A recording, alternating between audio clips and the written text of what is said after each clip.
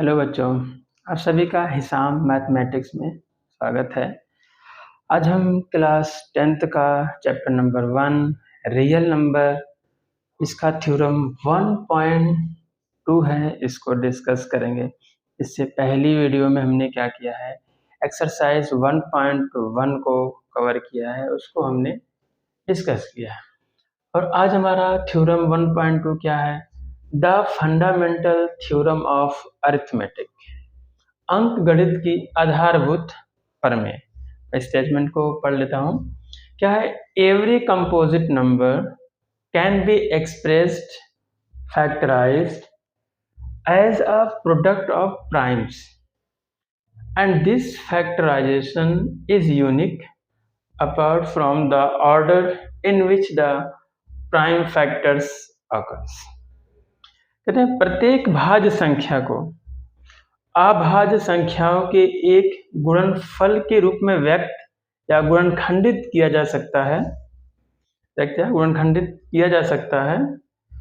गुणनखंडन क्या होगा, अभाज्य गुणनखंडों के आने वाले क्रम के बिना अद्वितीय होते हैं, मतलब यूनिक होते हैं। ठीक है।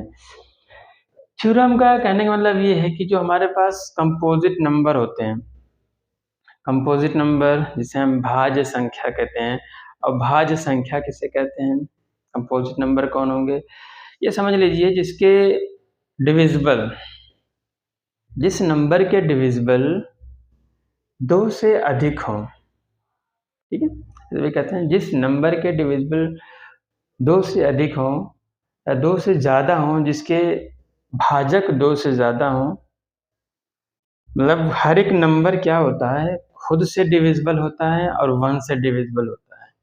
इन दो नंबर के अलावा अगर कोई किसी और नंबर से हमारा डिविजिबल होता है वो नंबर क्या होगा, वो नंबर आपका भाज्य हो जाता है, कंपोजिट नंबर होता है। ठीक, जैसे एग्जांपल के तौर पे अगर हम क्या करें कि यहाँ पर हम एक नंबर ले लें, जैसे 8 है हमारे पास। अगर 8 की बात करें तो 8 हमारा क्या होगा, 8 से डिवाइड होगा, डिविजिबल है पूरी तरह से। 1 भी, 1 से भी ये क्या है, डिविजिबल है। क्या और भी किसी नंबर से ये डिविजिबल है? ऑफ कोर्स है, जैसे 2 से डिविजिबल है, 4 से भी डिविजिबल है। तो ये 1 और इटसेल्फ के अलावा अगर किसी और नंबर से भी डिविजिबल होता है तो हमारा क्या होता है, कंपोजिट नंबर होता है। तो ये हमारा 8 क्या हो गया, कंपोजिट नंबर हो गया। ठीक है, ये क्या हो गया, हमारा कंपोजिट नंबर हो गया। हमारा 1 और 8 से डिविजिबल है, इसमें इसके अलावा 2 और 4 से भी डिविजिबल है।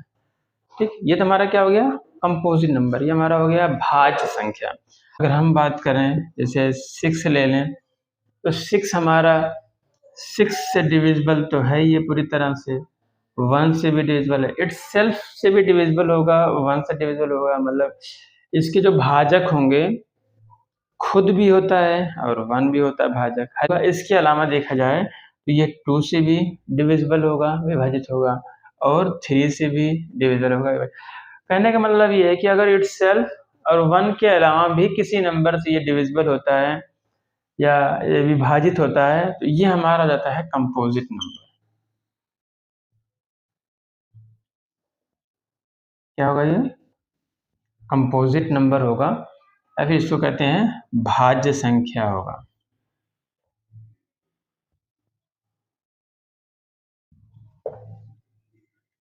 ठीक है, बहुत सारे एग्जाम्पल हैं। और इसका एक चीज और हम देख लेते हैं, अगर कोई ऐसा नंबर हो जो खुद से डिविजिबल हो, इट्स सेल्फ से डिविजिबल हो और 1 से डिविजिबल केवल हो, केवल 2 नंबर डिविजिबल हो, किस किस से, 1 से डिविजिबल हो और इट्स सेल्फ से, खुद से डिविजिबल हो, तो ऐसे नंबर क्या होते हैं, ऐसे नंबर होते हैं अभाज्य संख्या, प्राइम नंबर होते हैं। तो जैसे हमारे पास एक नंबर ले लो 2, 2 की बात करें, ये किससे डिविजिबल होगा, विभाजित होगा, 2 से विभाजित होगा, खुद से विभाजित हो जाएगा, डिविजिबल हो जाएगा, और 1 से भी क्या होगा, डिविजिबल होगा, विभाजित हो जाएगा। लेकिन इसके अलावा किसी और नंबर से ये डिविजिबल नहीं हो सकता, ये विभाजित नहीं हो सकता। ठीक है, तो ऐसे नंबर को हम बोलते हैं prime number. Prime number, prime number बोलते हैं। बहुत सारे एग्जांपल, जैसे हमारे पास हम 15 ले लेते हैं। अब 15 हमारा कौन सा नंबर है? Composite number. क्यों? क्योंकि देखो ये 1 से डिविजिबल तो होगा ही, अब 15 से भी तो डिविजिबल हो ही जाएगा, लेकिन इनके अलावा 3 से डिविजिबल हो जाएगा, 5 से डिविजिबल हो जाएगा। तो इटसेल्फ के अलावा, इटसेल्फ और 1 के अलावा भी अगर कोई नंबर से डिविजिबल होता है, विभाजित होता है, तो ऐसे नंबर को हम कहते हैं कंपोजिट नंबर। ठीक है। अब प्राइम नंबर किसे कहते हैं? ऐसा नंबर जो खुद से विभाजित हो और 1 से केवल विभाजित होता है, वो होता है प्राइम नंबर। मतलब केवल इटसेल्फ से डिविजिबल होता है, 1 से डिविजिबल होता है, ऐसे नंबर होते हैं हमारे प्राइम नंबर होते हैं। प्राइम नंबर जैसे 3 हमारा होता है, ये क्या हमारा है? कंपोजिट नंबर है। जैसे हमारे पास 3 नंबर है, या फिर बड़ा नंबर ले लेते हैं, एक 19 ले लेते हैं। अब 19 हमारा कंपोजिट है कि प्राइम है, देख लेते हैं। ये किसी नंबर 1 से मान लेते हैं डिविजिबल तो होगा, लेकिन किसी और नंबर से डिविजिबल हो सकता है। 19 के अलावा किसी और से ये डिविजिबल हो ही नहीं सकता। ये 19 के अलावा किसी और नंबर से डिविजिबल नहीं होगा, तो ये क्या होगा? हमारा प्राइम नंबर होता है। ठीक है। तो हम प्राइम नंबर होता है, तो हम क्या करते हैं, कुछ प्राइम नंबर लिख लेते हैं जिनको हमें याद भी रखने हैं, क्योंकि यहाँ पर जो यूज होगा बार बार, कंपोजिट नंबर दिया रहेगा हमें, उन कंपोजिट नंबर को किस में लिखना होगा? हमें प्राइम नंबर के गुणनफल के रूप में लिखना होगा। हर एक कंपोजिट नंबर को थ्योरम क्या कह रहा है? थ्योरम यही कह रहा है कि every composite number, every composite number, हर एक जो हमारा कंपोजिट नंबर है, भाज्य संख्या है, कह रहे हैं उसको हम एक्सप्रेस कर सकते हैं, रिप्रेजेंट कर सकते हैं किसमें? As a product of primes. मतलब कि उसको हम रिप्रेजेंट किसमें कर सकते हैं, किसमें व्यक्त कर सकते हैं? प्राइम नंबर के प्रोडक्ट के फॉर्म में रिप्रेजेंट कर सकते हैं। अभाज्य संख्या के गुणनफल के रूप में हम क्या कर सकते हैं? उसको हम व्यक्त कर सकते हैं, किसको? कंपोजिट नंबर को। तो यहाँ पे हमें कंपोजिट नंबर, बात समझ में आई कंपोजिट नंबर क्या होगा और ये प्राइम नंबर क्या होता है। कुछ प्राइम नंबर को लिख लेते हैं जिसे हमें याद रखना है कि प्राइम नंबर कौन कौन से होते हैं। कि अभाज्य संख्याएं, अभाज्य संख्याएं हैं। अभाज्य संख्याएं मतलब जैसे 2 हो गया, 2 खुद से डिवाइड होगा, खुद से डिविजिबल होगा, और 1 से केवल डिविजिबल होगा। इसके अलावा किसी नंबर डिविजिबल, तो हमारा क्या हो गया? 2 प्राइम नंबर हो गया। 3 भी केवल 1 से और 3 से डिविजिबल हो सकता है, इसके अलावा किसी नंबर 3।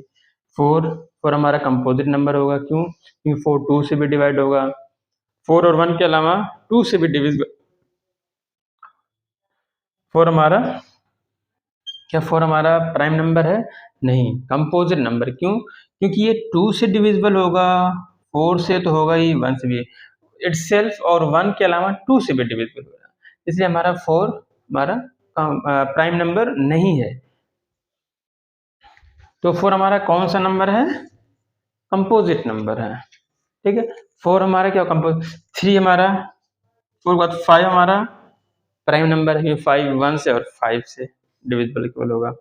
6 6 हमारा कंपोजिट नंबर है, क्योंकि 3 से डिवाइड होगा, 2 से डिविजिबल होगा, 1 और 6 से तो होगा ही, इनके अलावा भी डिविजिबल होगा, तो हमारा 6 5 7 हो गया। ये क्या हो गया? हमारा प्राइम नंबर हो गया। 7 8 कंपोजिट नंबर है।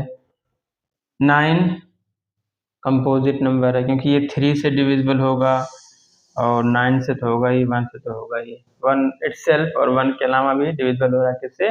3 से डिविजिबल होगा, इसलिए हमारा 9 क्या है? कंपोजिट नंबर नहीं है। सॉरी, 9 हमारा प्राइम नंबर नहीं है, कंपोजिट नंबर है। कुछ नंबर हैं, लिख लेते हैं। 2 3 5 7 11 13 17 19 22 23 24 29 31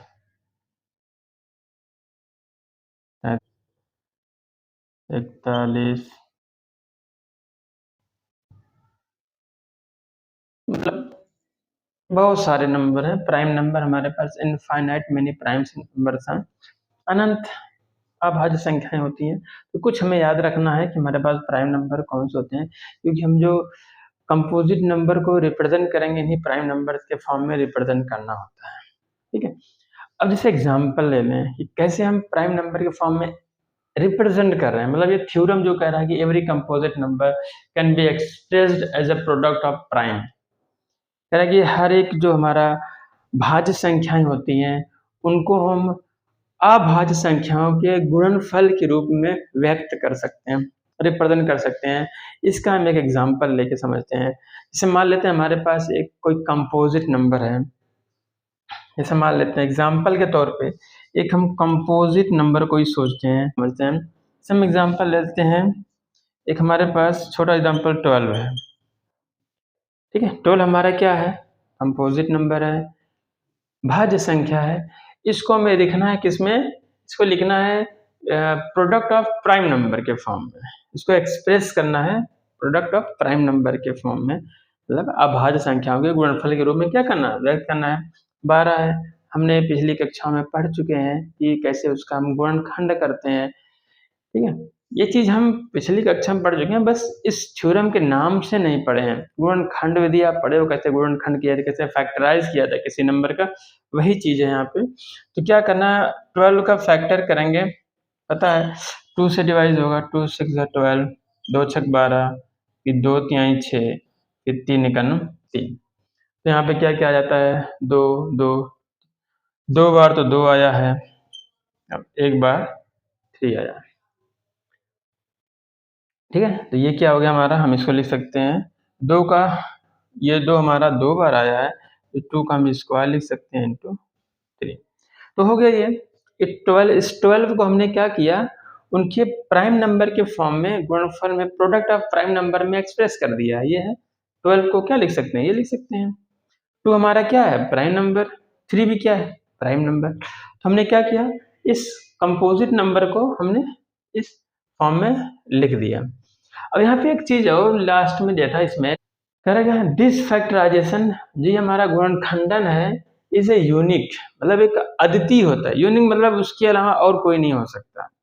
अद्वितीय या यूनिक मतलब बस केवल केवल एक ही हो सकता है, उसके अलावा और कोई नहीं है, और कुछ भी नहीं है। मतलब ये है कि 12 का अगर हम फैक्टर करते हैं तो ये इसके अलावा और कुछ भी नहीं आ सकता, ये एक यूनिक है। 12 का फैक्टर 2 का स्क्वायर इंटू 3 या 2 इंटू 2 इंटू 3, इसके अलावा और कुछ नहीं आ सकता। ये हमारा यूनिक होता है। ये हर एक कंपोजिट नंबर का जो फैक्टराइज होगा, जो हम उसको प्राइम नंबर्स के फॉर्म में लिखेंगे, प्रोडक्ट ऑफ प्राइम नंबर्स के फॉर्म में लिखेंगे, जो अभाज्य संख्याओं के गुणनफल के रूप में लिखेंगे, वो क्या होगा, एक अद्वितीय होगा, यूनिक होगा, क्योंकि इसको हम और तरीके से रिप्रेजेंट नहीं कर सकते।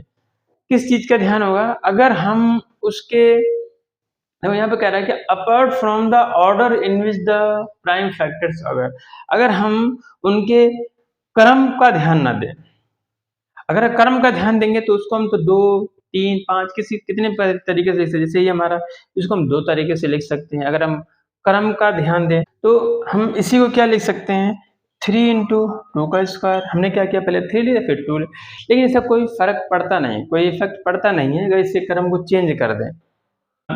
15 ही है, अगर हम 15 का करें, 15 का फैक्टराइज करें, कितना आएगा, 3 5 15, 5 का नम 5, है ना, तो 3 इंटू 5। इसके अलावा इस 15 का फैक्टराइज करेंगे 3 इंटू 5 के अलावा और कुछ भी नहीं आ सकता। ये यूनिक है, ये अद्वितीय है। कहते हैं अगर इसका क्रम चेंज करें थोड़ा से, 2 क्रम में लिख सकते हैं, 5 इंटू 3। अगर इसके क्रम का ध्यान ना दें तो क्या होगा, यूनिक होगा ये, इसके अलावा और कोई नहीं आ सकता। 3 इंटू 5 या 5 इंटू 3 ही होता है। यही होता है आपका थ्योरम 1.2। हर एक भाज्य संख्या को हम भाज्य संख्याओं के गुणनफल के रूप में व्यक्त कर सकते हैं, और जो ये व्यक्त करेंगे कैसा होगा, यूनिक होता है, अद्वितीय होता है। ठीक है, तो अब ये हमारा थ्योरम 1.2 है, जिसमें हमें प्राइम नंबर का ध्यान देना है। प्राइम्स नंबर कुछ होते हैं, ये आप लिख लो, कुछ प्राइम्स नंबर होते हैं, इनको आपको ध्यान रखना है। और फिर प्राइम नंबर से हम क्या करते हैं, फैक्टराइज करते हैं किसी नंबर्स का, इसके बारे में थोड़ा और एक एग्जांपल लेके हम समझते हैं। जैसे मान लेते हैं हमारे पास एक कंपोजिट नंबर है 20, ठीक है। ये क्या है? 20 है। इसका हम क्या करते हैं? इसका हम फैक्टराइज करते हैं, ठीक है। या फिर इसका हम क्या करेंगे? इस कंपोजिट नंबर को किस फॉर्म में चेंज करेंगे? प्रोडक्ट ऑफ प्राइम नंबर, अभाज्य संख्याओं के गुणनफल के रूप में व्यक्त करेंगे इसको हम। 20 को कैसे करते हैं? 20 को अगर हम देखा जाए, ये सबको समझ में आ रहा हो 20 का हम कैसे इसको गुणनखंड करते हैं। क्या होता है कि हम जब भी किसी भी नंबर्स का अगर हमें गुणनखंड करना है, फैक्टराइज करना है, ठीक है, तो क्या करेंगे? हम इसको प्राइम नंबर से ही करते हैं। क्या करते हैं? प्राइम नंबर से ही इसका फैक्टराइज करते हैं, इसका गुणनखंड करते हैं इस नंबर से, प्राइम नंबर से। तो प्राइम नंबर, और ये भी स्टार्ट करते हैं जो सबसे छोटा प्राइम नंबर से हम किसी भी कंपोजिट नंबर का या किसी भी संख्या का जब हम गुणनखंड करते हैं, जब हम फैक्टराइज करते हैं, तो सबसे पहले हमारा सबसे छोटा जो प्राइम नंबर होता है 2 होता है।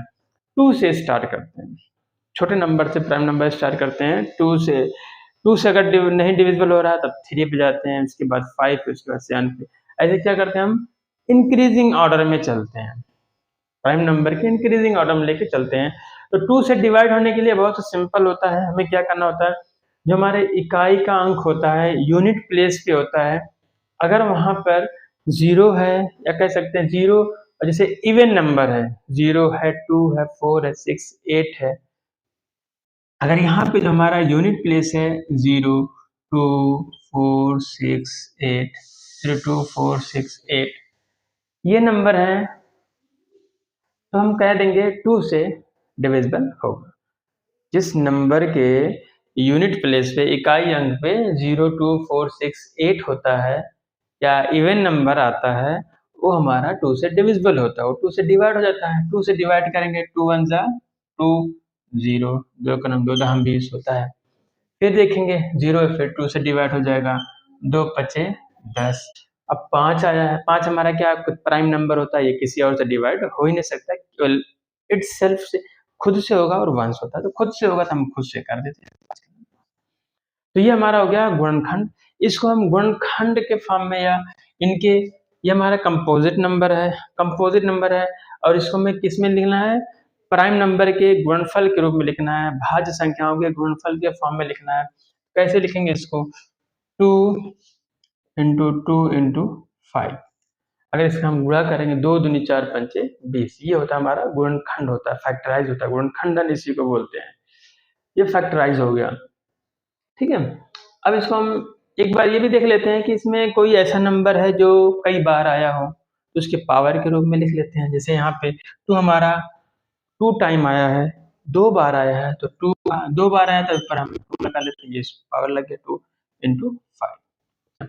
फैक्टराइज हमने कर लिया, मतलब इस कंपोजिट नंबर को हमने प्रोडक्ट ऑफ प्राइम नंबर के फॉर्म में रिप्रेजेंट कर दिया। यही कह रहा है हमारा थ्योरम 1.2 कि हर एक कंपोजिट नंबर को, जितने भी हमारे पास भाज्य संख्याएं हैं, सभी भाज्य संख्याओं को हम अभाज्य संख्याओं के गुणनफल के रूप में व्यक्त कर सकते हैं, ठीक है। यही हमारा क्या होता है 1.2 the fundamental theorem of arithmetic, या अंक गणित की आधारभूत प्रमेय होती है। तो हम एक और एग्जांपल लेते हैं 210, देख कर लेना है 210।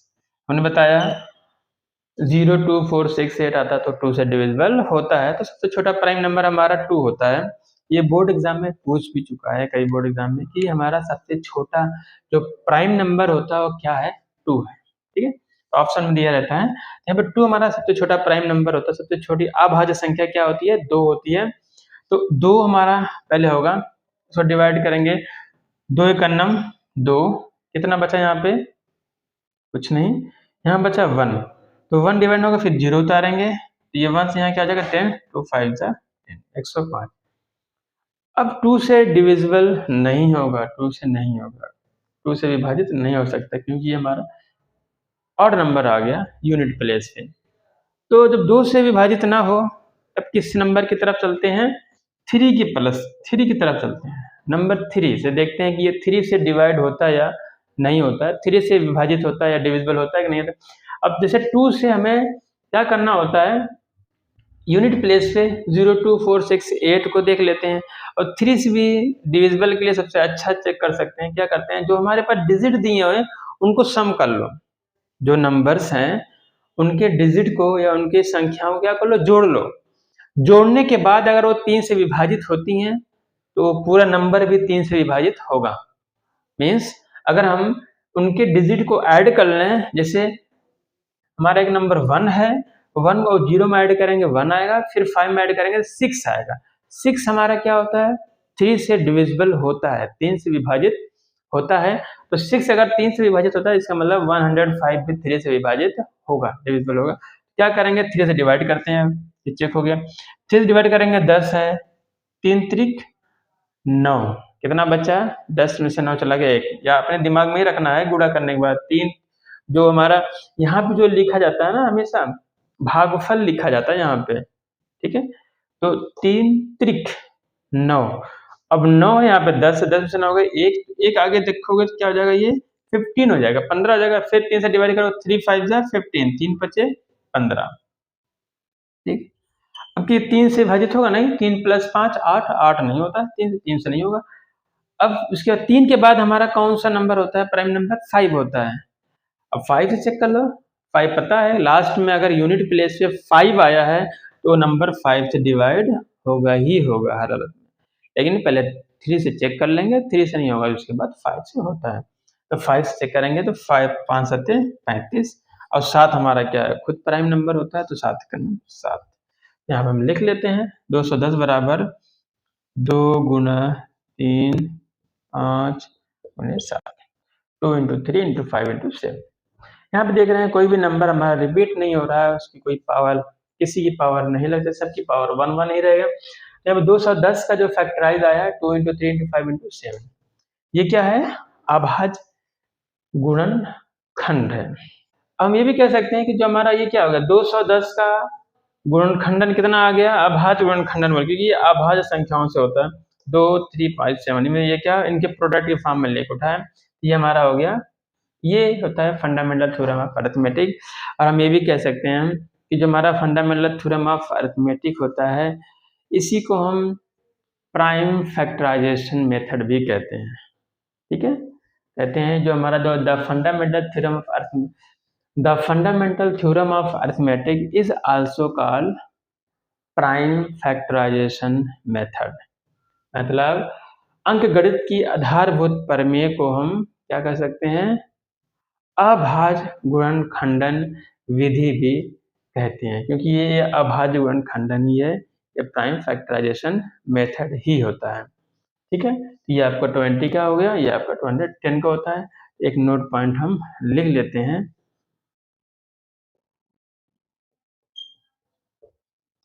अंकगणित की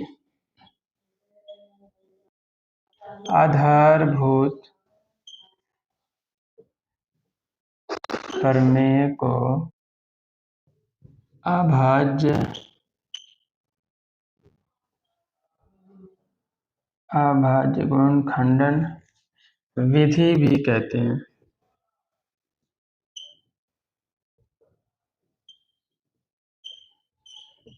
क्या है, अंकगणित की आधारभूत प्रमेय को अभाज्य गुणनखंडन विधि भी कहते हैं, ठीक है। The fundamental theorem of arithmetic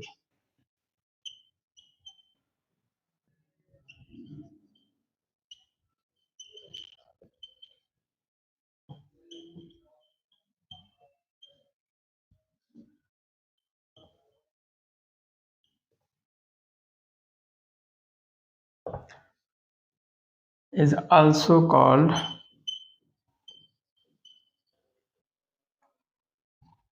prime factorization method।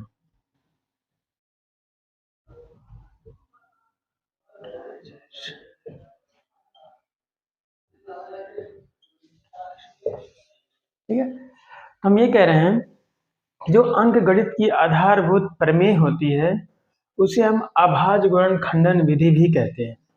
इससे पहले हमने यही पढ़ा है, अभाज्य गुणनखंड विधि। और जो the fundamental theorem of arithmetic is also called prime factorisation method. ठीक है, ये हमारा क्या होता है, थ्योरम 1.2, इसको हम इस तरीके से भी कहते हैं। क्वेश्चन है फैक्टराइज 32,670, ये हमारा क्वेश्चन है। फैक्टराइज 32,670, 32,670 क्या करना हमें, फैक्टराइज करना है, मतलब इसका हमें गुणनखंड करना है। क्या करना है, इसका हमें गुणनखंड कर, इसका क्या करते हैं, फैक्टराइज करते हैं। फैक्टराइज मतलब इसको हमें, हमारा नंबर है जिसको प्रोडक्ट ऑफ प्राइम नंबर्स के फॉर्म में रिप्रेजेंट करना है, अभाज्य संख्याओं के गुणनफल के रूप में लिखना है इसको हमें। तो कैसे होगा, कर लेते हैं इसका सॉल्व। 32,670 क्या करना है, इसका फैक्टराइज करते हैं, इसका फैक्टराइज करते हैं। कैसे होता है, यहाँ पे 2 1 जा 2 बचा 1, ये 12 हो गया। 2 6 जा 12 पूरा कंप्लीट, 6 2 3 जा 6 भी, 7 2 3 जा 2 3 जा 6 1 बचा 10 2 5 जा 10। ठीक है, यहाँ पे भागफल दिखाया था, कोएफिशिएंट दिखाया था। 2 1 जा 2, 1 बचा 12 हो गया, फिर 2 6 जा 12 पूरा खत्म, फिर 2 3 जा 6 हो गया पूरा डिवाइड, फिर 2 3 जा 6 1 बचा 1, 2 3 जा 6 7 है, 7 6 गया 1 1 बचा, 2 5 जा 10, ये हो गया आपका। अब क्या करना है, 2 से डिवाइड होगा नहीं, 2 से नहीं डिविजिबल होगा, क्योंकि यहाँ पे यूनिट प्लेस पे आपका ऑड नंबर आ गया। जब 0 2 4 6 8 ये नंबर होते हैं, क्या करते हैं, तो हम 2 से डिवाइड करते हैं। अब 3 से चेक करते हैं, डिजिट को ऐड कर लेते हैं, जितने भी अंक हैं यहाँ पे इनको जोड़ लेते हैं। 1 + 6 7 + 3 10 + 3 13 + 5 18, 7 3 10 3 13 5 18, क्या आ गया, 18 आ गया। और 18 जो होता है 3 से डिविजिबल होता है, इसका मतलब 3 से भी डिविजिबल होगा, तो 3 से कर लेते हैं। 3 3 पचे 15, 3 पचे 15, मतलब 3 5 15, कितना बचा 16 है, तो 1 बचा, यहाँ आ गया 12 हो गया। फिर 3 चौक 12, 1 13 बचा, 1 फिर 13 हो गया, फिर 3 चौक 12, फिर 1 बचा, फिर 1 कहाँ जाए, फिर 3 बचे 15, मतलब ये जो है आपका ये 3 से।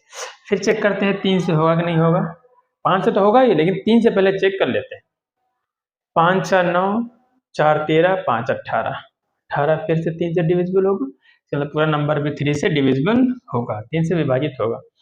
3 का नाम 3 बचा, कितना 2, यहाँ हो गया 24, 3 का नाम 3 5 3 का 2 बचा 2 24 हो गया, 2 4 24, फिर 3 8 24, फिर पूरा खत्म, फिर 3 1 जा 3, 3 का नाम 3 बचा 1 हो गया 15, 3 बचे 15, इस तरीके से डिवाइड हो गया। अभी भी चेक करते हैं 3 से डिवाइड होगा कि नहीं होगा। 1 और 8 9 9 1 10 10 5 15, 3 बचे 15, 15 भी 3 से डिवाइड होता है, डिविजिबल होता है, फिर 3 से। 3 छक 18, 3 छक 18, देखो 3 छक 18 हो गया, पूरा डिविजिबल हो गया, कुछ नहीं बचा, इसका मतलब इधर खाली क्या बचा हमारा 1 है। अब 3 से डिवाइड करेंगे 1 में, 3 का नाम 3 एक बार डालेंगे तब भी 1 से ज्यादा हो जाएगा, जब 1 से ना जाता है तो क्या करेंगे 0 लेके जाएंगे, 3 0 0, अब 3 0 यहाँ पे 0 तो 1 बच गया, अभी यहाँ पे 1 में 0 गए 1, फिर 1 यहाँ आगे बढ़ जाएगा, कितना हो जाएगा 15, तो 3 5 जा 15 या 3 बचे 15। अब ये 6 + 0 6 5 11, अब ये 3 से विभाजित नहीं होगा, 5 से विभाजित हो जाएगा, 5 है 5 1 है, 5 का नम 5 बचा 1 6, फिर 5 दूनी 10, फिर 5 का नम 5, किससे कट गया 5। अब ये 5 से भी नहीं होगा। अगर हम इंक्रीजिंग ऑर्डर में चलते हैं तो हमें बार बार पीछे जाके चेक करने की जरूरत नहीं पड़ेगी। अब ये 121 आ गया, तो 5 से हम ऊपर 2 से डिवाइड करते हुए आ रहे हैं, 2 से करें फिर 3 से, अब ये अब 5 से बड़े नंबर से ही डिवाइड होगा, 5 से जो छोटा नंबर है उससे डिवाइड नहीं हो सकता, ये उससे डिविजिबल नहीं होगा, उससे विभाजित नहीं होगा, हमें 5 से बड़ा ही लेना, 7 से लेना है, 7 से भी नहीं होगा, 7 का नम देख लेते हैं 7 से, क्योंकि 5 के बाद अगला प्राइम नंबर क्या है 7 है, 5 के बाद अगला प्राइम नंबर 7 है, 7 से करेंगे तो कितना आ जाएगा 7 दूनी 14, 7 एक नम 7 5 51, 7 के पहाड़े में 51 नहीं आता, 7 से भी नहीं होगा। 7 के बाद हमारा कौन सा प्राइम नंबर है, 8 भी नहीं है, 9 भी नहीं है, 10 भी नहीं है, अब 11, 11 करके देखते हैं, 11 एक अन्नम 11, ये पूरा क्या है 12, बचा एक आगे बढ़ेगा तो 11 एक अन्नम 11, मतलब 11 से। और ये भी जानते हैं हम, पता होता है कुछ अगर नंबर आप याद रखे हो तो 11 का जो वर्ग होता है 121 होता है, तो 11 के रही में 121 आता है, फिर 11 एक अन्नम 11 लिख लेते हैं, यहाँ पे लिख लेते हैं, फैक्टराइज कर लेते हैं इसका। 2 कितनी बार आया, एक बार आया है। 3 कितनी बार आया देख लो, 1 2 3, 1 2 3, 1 2 3, 1 टाइम 2 टाइम 11 आया। अब क्या करते हैं देख लेते हैं, जो कितनी बार आता है पावर के फॉर्म में लिख लेते हैं, 2 है 1 हो गया, 3 कितनी टाइम 1 2 3 टाइम है, पावर 3 हो गया, 5 1 टाइम है 1 टाइम हो गया, 11 2 टाइम है 2, ये आपका आंसर आ गया, ये आपका फैक्टराइज हो गया, ये आपका गुणनखंड हो गया, 32,670 का गुणनखंड ये आएगा। देखो सारे नंबर प्राइम नंबर ही होंगे, क्योंकि जो हमारा फैक्टराइजेशन होता है उसका नाम ही होता है प्राइम फैक्टराइजेशन मेथड। ये जो हमारा मेथड है 32,670 जो ये प्राइम फैक्टराइजेशन मेथड है, ठीक। ये प्राइम फैक्टराइजेशन हम कर रहे हैं, इसका रीजन क्या है, ये क्यों कर रहे हैं, क्योंकि आगे चल के हमें क्या है, इसी में हमें एचसीएफ और एलसीएफ फाइंड करना है। आपने पिछले लेक्चर में या पिछले एक्सरसाइज में आप एचसीएफ निकाले थे यूक्लिड डिवीजन लेमा का यूज करके। यहाँ पर क्या है, प्राइम फैक्टराइजेशन मेथड से आपको एचसीएफ फाइंड करना है और एलसीएम फाइंड करना है। तो एलसीएम और एचसीएफ फाइंड करने के लिए आपको प्राइम फैक्टराइजेशन आना चाहिए। तो प्राइम फैक्टराइजेशन क्या है, ये आपका थ्योरम है, इसी को हम क्या करते हैं, इसी को हम प्राइम फैक्टराइजेशन मेथड भी कहते हैं। तो इस तरीके से इसका हम प्राइम फैक्टराइजेशन कर सकते हैं। और इसके बाद हमें क्या करना है, अब हमें एचसीएफ और एलसीएम फाइंड करना है, ठीक है। यही इसका तरीका होता है प्राइम फैक्टराइजेशन करने का, ये हमारा फैक्टर हो जाता है, ठीक है। ये काम ही, ये हमारा हमने हिंट के लिए 1 1 लिख दिया था, ठीक। ये आपका क्वेश्चन यहाँ पे ये कंप्लीट होता है। 32,670 का गुणनखंड या फैक्टराइज ऐसा होता है। एक्सरसाइज 1.2 का फर्स्ट क्वेश्चन आपका यही है, उसमें 5 पार्ट हैं, सभी पार्ट में क्या करना है आपको फैक्टराइज करना है, इस तरीके से आपको रिप्रेजेंट करना है। तो आप एक्सरसाइज में कर सकते हो।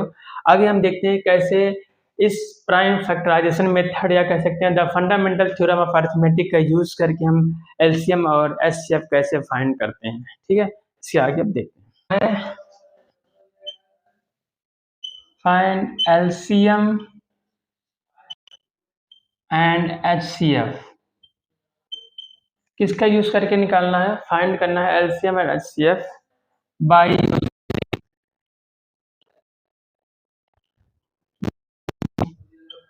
प्राइम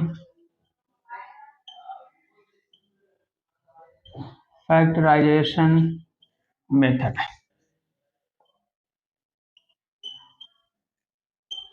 हमें क्या करना है, find LCM and HCF by using prime factorisation method. हमें एलसीएम और एचसीएफ ज्ञात करना है, इसका प्रयोग करके अभाज्य गुणनखंडन विधि।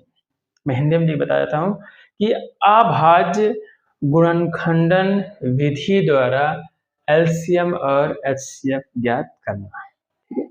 प्राइम फैक्टराइजेशन मेथड से क्या करना है, हमें एचसीएफ और एलसीएफ फाइंड करना है।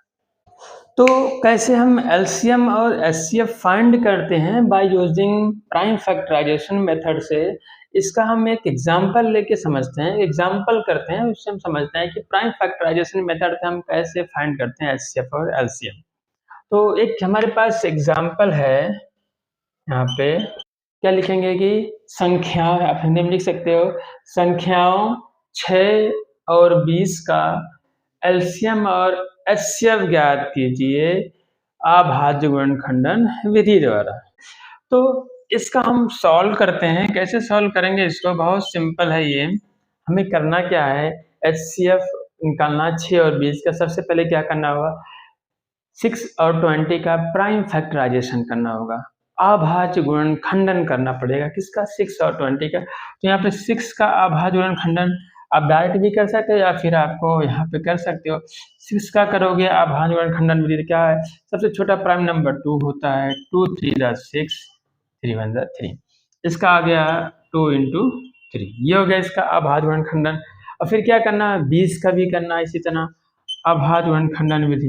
तो 20 का क्या आएगा? 20 का करोगे 2 से जाएगा, 2 धाम 20, 2 पच्चे 10, 5 का नम 5। यहाँ पे 2 आपका 2 बार आ गया और 1 बार 5 आ गया। तो इसको लिख सकते हो 2 का स्क्वायर × 5। सबसे फर्स्ट स्टेप, आपका फर्स्ट स्टेप क्या होगा कि सबसे पहले आपको जिन नंबर का एलसीएम और एचसीएफ फाइंड करना है उसका आपको क्या करना पड़ेगा? प्राइम फैक्टराइजेशन करना होगा, अभाज्य गुणनखंडन करना पड़ेगा। तो 6 और 20 का ये अभाज्य गुणनखंडन है। अब क्या करना है? इनका में एचसीएफ ज्ञात करना है। एचसीएफ किसका निकालना है? 6 और 20 का एचसीएफ निकालना है। 6 और 20 का एचसीएफ क्या होता है कि सबसे पहले हमें यहाँ पे देखना होगा कॉमन फैक्टर कौन है। हम क्या कर रहे हैं? एचसीएफ निकाल रहे हैं 6 और 20 का। पहले देख लो कि इनमें ये हमारा एक फैक्टराइज हुआ है 6 का और 20 का फैक्टराइज यहाँ हुआ है। तो सबसे पहले क्या करते हैं? हम उन नंबर्स को ढूंढते हैं जो कॉमन है। कॉमन मीन्स जो उभयनिष्ठ है, जो दोनों में आया हो। यहाँ पे देख रहे हैं 2 और यहाँ भी 2, ये दोनों फैक्टराइज में, दोनों फैक्टर में आया है। 6 का फैक्टराइज के तब भी 2 आया है, 20 के फैक्टराइज में भी 2 आया है, 2 बार आया है। तो अब सबसे पहले क्या करते हैं कि जो हमारे पास कॉमन फैक्टर है, जो उभयनिष्ठ गुणनखंड आया है, उसको देखते हैं कौन सा है। 2 इसमें गुणनखंड है, ठीक है। अब 2 गुणनखंड है। अब क्या करते हैं? इनमें एक की पावर 1 है और एक की पावर 2। जब कुछ ना लिखा हो पावर 1 माना जाता है। यहाँ पे 2 की पावर 1 है, 2 की पावर 2 है। अब इन दोनों में अगर देखेंगे तो अब यहाँ पे कॉमन फैक्टर 2 है। तो कॉमन फैक्टर 2 है तो देखेंगे कि किसकी पावर सबसे कम है, सबसे लोवेस्ट वाली पावर को उठाते हैं। तो इस 2 में पावर 1 है, इस 2 में पावर 2, तो 2 की पावर 1 वाला उठा लेंगे। अब देखते हैं कोई और नंबर है कॉमन, कॉमन फैक्टर और भी कोई है? नहीं है, बस इसका एचसीएफ 2 हो जाएगा, ठीक है। और अगर कोई होता तो हम मल्टीप्लाई करके लिख लेते हैं, मल्टीप्लाई कर देते हैं, ठीक है।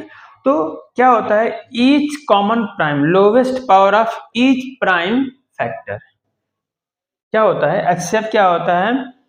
Product of lowest power of each prime factor, ठीक है। उभयनिष्ठ अभाज्य संख्याओं का जो उभयनिष्ठ गुणनखंड होता है उसकी सबसे छोटी वाली घात का गुणनफल होता है। तो यहाँ पे बस खाली 2 ही कॉमन है, तो हमारा 2 हो गया, क्या हो गया? एचसीएफ हो गया। अब यहाँ पे एलसीएम आपका क्या हो जाएगा? इसका 6 और 20 का एलसीएम निकालना है। एचसीएफ समझ में आ गया, कॉमन फैक्टर कर लो, कॉमन फैक्टराइज। एलसीएम क्या होगा? एलसीएम जो होता है, अब इसमें हमें एचसीएफ में केवल कॉमन फैक्टर देखा जाता है, उभयनिष्ठ गुणनखंड देखा जाता है, और जबकि एलसीएम में उभयनिष्ठ नहीं देखा जाएगा, प्रत्येक गुणनखंड देखा जाएगा। प्रत्येक उभयनिष्ठ फैक्टर है, यहाँ पे आपका कॉमन फैक्टर नहीं दिया जाएगा। तो एचसीएम में कॉमन फैक्टर दिया गया है और एलसीएम में एवरी फैक्टर देखा जाएगा, हर एक गुणनखंड देखा जाएगा। क्या है कि अब यहाँ पे जितने भी आपके फैक्टर आए हैं सबको लेना है। तो यहाँ पर देखते हैं, और हाँ, प्रत्येक अभाज्य गुणनखंड के सबसे बड़ी वाली घात उठाते हैं। इसमें एचसीएम में कॉमन फैक्टर की छोटी वाली घात लेते हैं, स्मॉलेस्ट पावर वाला लेते हैं, और एलसीएम में आपका एवरी प्राइम फैक्टर का जो ग्रेटेस्ट पावर होता है बड़ी वाली घात लेते हैं। एलसीएम में आपको बड़ी वाली घात, जैसे यहाँ पे 2, सबसे पहले इस 2 को लेते हैं, यहाँ भी 2 है, यहाँ भी 2 है, दोनों जगह 2 है तो एक 2 ले लेंगे और सबसे बड़ी वाला पावर हो रहा है। अब ये दोनों इसमें इंक्लूड हो गया। अब क्या करें? अगली पावर, अगला नंबर क्या है? हमारा फैक्टर क्या है? 3 है। अब यहाँ भी 3 है, नहीं है तो केवल वही 3 × 3 लिख लेते हैं। 3 के अलावा और कोई फैक्टर है? 20 में बचा हुआ है हमारा 5 भी फैक्टर है, यहाँ पे 5 भी है, यहाँ पे 5 लिख लेते हैं, क्योंकि 5 की पावर 1 एक ही जगह है। चाहे वो दोनों में हो, चाहे वो एक ही में हो, लेकिन हर एक प्राइम फैक्टर लिया जाएगा एलसीएम के लिए। अब इनका मल्टीप्लाई कर लेते हैं। 2 का स्क्वायर, 2 2 ज़ा 4, 4 3 ज़ा 12, 12 5 ज़ा 60, हो गया 12 पंचे 60, 2 3 6 5, 2 दूनी 4, 3 12 पंचे 60। ये आपका एलसीएम हो गया, ये आंसर आपका क्या, एलसीएम का आंसर ये हो गया, एचसीएफ का आंसर 2 हो गया। तो यहाँ हम एचसीएफ और एलसीएम का जो फार्मूला होता है, जो वर्ड में फार्मूला होता है, स्टेटमेंट है, उसको हम लिख लेते हैं। ये हमारा एचसीएफ कह रहे हैं, product of the smallest power of each common prime factor. ध्यान देना, यहाँ पे कह रहे हैं smallest power of each common prime factor, ठीक है, इन द नंबर्स। उस नंबर्स में जितने भी कॉमन प्राइम फैक्टर होंगे उसको उठाएंगे और उसकी उसमें से क्या लेंगे, सबसे छोटी पावर वाला, स्मॉलेस्ट पावर वाला उठाएंगे, ठीक। जैसे यहाँ पे हमारा, अगर हम जल्दी देखें, 6 का क्या आया था, 2 × 3, फिर हमारे पास 20 का क्या आया था, 2 स्क्वायर, ये आया था आपका, ठीक है। ये 6 और 20 का था। यहाँ पर अगर हम एचसीएफ देखें, 6 और 20 का क्या आ गया था, 2 आ गया था। यहाँ पे एचसीएफ 2 आ गया था। क्या है एचसीएफ, कह रहा है product of the smallest power of each common prime factor, smallest power of each common prime factor पहले ढूंढना है। कॉमन प्राइम फैक्टर कौन सा इसमें है, 2 है कॉमन प्राइम, और इसकी सबसे छोटी पावर, स्मॉलेस्ट पावर। संख्या में प्रत्येक उभयनिष्ठ अभाज्य गुणनखंड देखेंगे, प्रत्येक उभयनिष्ठ अभाज्य गुणनखंड। तो प्रत्येक उभयनिष्ठ जो दोनों में हो, 2 दोनों में है, कॉमन फैक्टर 2 है, और इसकी सबसे छोटी पावर क्या, 1 वाली है, तो हमने 1 वाला ले लिया। यही होता है। अगर और भी होते कॉमन फैक्टर और होते, उनमें भी सबसे छोटी वाली पावर वाले, तो आगे चल के एग्जाम्पल में आएगा। तो ये आपका हो गया एचसीएफ। और एलसीएम क्या होता है, एलसीएम किसका, 6 और 20 का, product of the greatest power of each prime factor. कह रहा है greatest power of each prime factor means जो आपका, अभी यहाँ पे कॉमन की बात नहीं कर रहा है, यहाँ पे ईच प्राइम फैक्टर कह रहा है। हम हर एक प्राइम फैक्टर को देखना है और उसमें से सबसे बड़ी वाली घात लेनी है। अगर मान लेते दोनों में कॉमन में भी आ रहा है तो सबसे बड़ी वाली घात का ले लेते हैं। यहाँ पे जैसे 2 हमारा कॉमन है, तो हर एक पहले 2 को, हर एक प्राइम फैक्टर को देखना है। यहाँ पे कॉमन की बात नहीं, हर एक प्राइम फैक्टर। यहाँ प्राइम फैक्टर 2 है, हमारे पास एक फैक्टर है, तो यहाँ पे प्राइम फैक्टर 2 आ रहा है, तो सबसे बड़ी पावर क्या है, 2 की स्क्वायर वाला है, तो 2 का स्क्वायर वाला अभाज्य गुणनखंड की सबसे बड़ी घात, ठीक है। प्रत्येक अभाज्य गुणनखंड के सबसे बड़ी घात को देखेंगे। तो यहाँ पे सबसे बड़ी घात 2 का 2 है, फिर दूसरा वाला प्राइम क्या है, नंबर 3 है, एक ही बार आया है, कहीं भी नहीं है, तो 3 लिख लेंगे।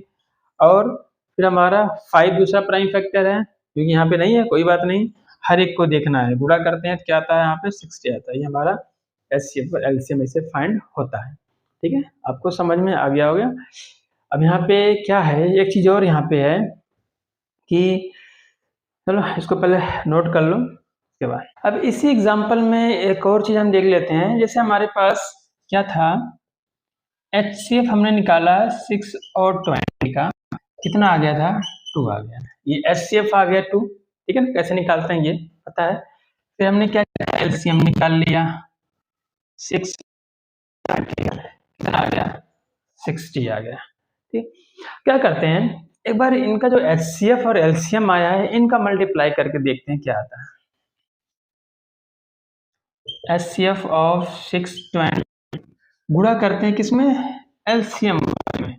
एलसीएम ऑफ 6 and 20 क्या आता है, एचसीएफ और 620 का एचसीएफ क्या है, 2 है, 2 इंटू एलसीएम ऑफ 620 क्या है, 60 है।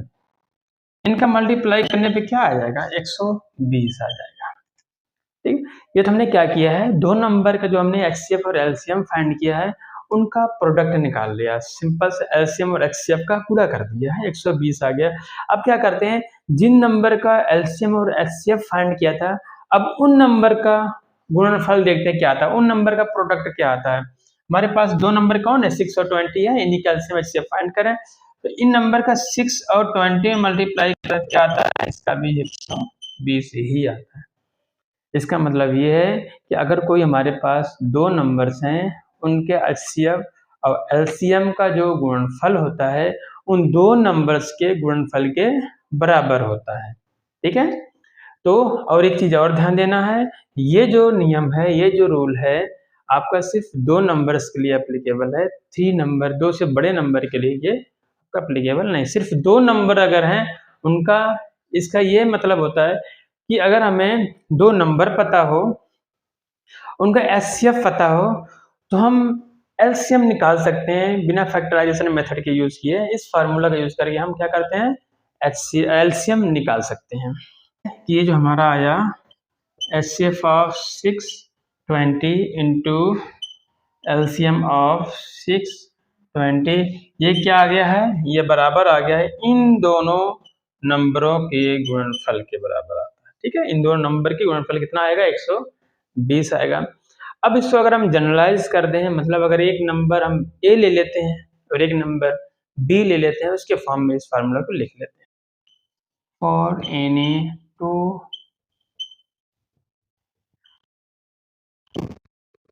इंटीजर ए, हम क्या कर रहे हैं कि दो धनात्मक पूर्णांक ए और बी के लिए ये फार्मूला देखते हैं। किन्हीं दो धनात्मक पूर्णांकों ए और बी के लिए, तो क्या है फार्मूला बन जाएगा, क्या निकालना है, ए और बी का HCF of A and B, sorry हमें क्या करना है, HCF और A and B multiplied by LCM A and B, ये इक्वल होगा जिन नंबर का HCF और एलसीएम निकला है उन्हीं नंबर के प्रोडक्ट के बराबर होता है। ये आपका formula, HCF of A and B multiplied by LCM of A and B and A into B. इसका यूज क्या कर सकते हैं, अगर हमें HCF पता है, इन दो नंबर होंगे, उन दो नंबर का HCF निकाल लेते हैं, या तो पता होगा तो क्या करेंगे, हम एलसीएम निकाल सकते हैं। एलसीएम बराबर a into B divide by HCF। अगर यहाँ से हम एलसीएम का फार्मूला निकालना चाहें तो क्या हो जाएगा, LCM A equal to A into B divide by, क्योंकि यहाँ पे मल्टीप्लीकेशन है, यहाँ आएगा डिवाइड हो जाएगा। क्या करेंगे, HCF of A and B, simple. या फिर एलसीएम पता है, HCF फाइंड करना है, तो HCF यहाँ आ जाएगा, एलसीएम आपका यहाँ पे आएगा। तो इसका यूज करके हम क्या कर सकते हैं, अगर हमें दो नंबर्स पता है, उनका HCF भी पता है, तो एलसीएम फाइंड कर सकते हैं इस फार्मूला। तो बच्चों ये हमारा एग्जांपल है, find the HCF of 96 and 404 by the prime factorisation method. कह रहा प्राइम फैक्टराइजेशन मेथड का यूज करके 96 और 404 का क्या निकालना है, HCF निकालना है। फिर कह रहा है कि फाइंड देयर एलसीएम, और फिर उनका एलसीएम भी ज्ञात करें। अभाज्य गुणनखंडन विधि द्वारा 96 और 404 का HCF ज्ञात कीजिए और फिर इनका एलसीएम ज्ञात कीजिए। तो HCF और एलसीएम ज्ञात करते हैं। सॉल्यूशन, किसी भी नंबर का एलसीएम ज्ञात करने के लिए क्या करते हैं, सबसे पहला स्टेप क्या होता है, इनका प्राइम फैक्टराइजेशन करना होगा। तो 96 का अभाज्य गुणनखंडन देखते हैं क्या आता है, 96 करते हैं क्या आएगा, 2 से 2 चौका 8, 2 अठी 16, 2 दूनी 4, 2 चौका 8, 2 का नाम 2, 2 दूनी 4, 2 छक 12, 2 तीन 6, 3 का नाम 3। तो दो कितनी बार, 1 2 3 4 5 बार आया, 1 2 3 4 5। इसी तरीके से क्या करना है 404 का, सॉरी अब ये 5 बार 2 है तो 2 की पावर 5 इंटू 3। इसी तरह से करना है 404 का, 404 का हम कर लेते हैं फैक्टराइजेशन। कितना आएगा, 2 दूनी 4, 0 2 दूनी 4, 2 का नाम 2, 2 का नाम 2। ठीक है, अब किसका करेंगे, 101 आया है, 101 आया है, तो 101 का नंबर हमारा खुद प्राइम फैक्ट, ये प्राइम नंबर होता है 101। क्या हो जाएगा, 2 2 बार आया, एक बार 101 आया है, 2 का स्क्वायर इंटू 101। सबसे पहला स्टेप क्या होता है, जो नंबर दिए हुए हैं उनका प्राइम फैक्टराइजेशन कर लेना है। फैक्टराइजेशन करने के बाद अब क्या करना है, एचसीएफ निकालना है। किसका किसका एचसीएफ, 96 और 4 and 4 का। एचसीएफ निकालने के क्या करना है, हमें सबसे पहले कॉमन प्राइम फैक्टर ढूंढना है। कॉमन जो दोनों में, यहाँ पे 2 है, यहाँ भी 2 है, एक ही कॉमन फैक्टर है, वो भी 2 है। उभयनिष्ठ गुणनखंड कौन है, सिर्फ 2 है। अब इसकी सबसे छोटी वाला पावर देख लेते हैं, यहाँ पे 5 है, यहाँ पे 2 है, तो 2 की पावर 2, 2 की पावर 2 मतलब 4। इस नंबर का एचसीएफ क्या आ गया आपका, 4 आ गया। अब क्या करना है, फिर क्या करना है, अब इनका एलसीएम ज्ञात करना है। हम जो इससे पहले फॉर्मूला लिखे थे उसके अकॉर्डिंग इसका एलसीएम निकालते हैं, ठीक है। तो बच्चों ये हमारा क्या था, एचसीएफ आ गया, हमें क्या करना है, एलसीएम निकालना। तो हमारे पास फॉर्मूला क्या होता है,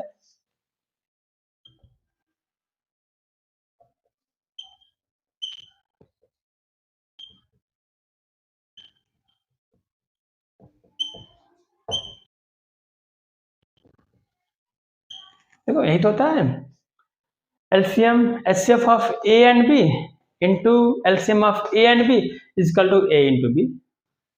मतलब हमें जिन नंबर का एचसीएफ निकालना है उनका ये मल्टीप्लीकेशन होता है। तो यहाँ पता है एचसीएफ हमें कितना आ गया है, एचसीएफ यहाँ 4 आया था, एचसीएफ यहाँ 4 लिख देंगे, 4 इंटू एलसीएम इजकल टू 4। पता है ये मल्टीप्लीकेशन के फॉर्म में, जो कोई मल्टीप्लीकेशन फॉर्म में तो इधर ज्यादा होता है, डिवाइड हो जाएगा। ये आपका एलसीएम निकल के आ जाएगा 96 एंड 404 का, 96 इंटू 404 डिवाइड बाई 4 इधर आ जाएगा, 4 से डिवाइड कर लो, 96 इंटू 4 1 4, 4 1 का 4 से डिवाइड कर लो, फिर इसका मल्टीप्लाई करना है 96 96, ये आपका आंसर है। 96 96 क्या है यहाँ पे आपका आंसर है। इस तरीके से ये आपका क्वेश्चन कंप्लीट होता है। तो आज हमारी वीडियो यहीं तक, आगे फिर इसके बाद हमें क्या है, एक्सरसाइज 1.2 के बारे में डिस्कशन करना है। मैं इसके आगे 1.2 को पढ़ेंगे, ठीक है। आज यहीं तक, okay bye, have a nice day बच्चों।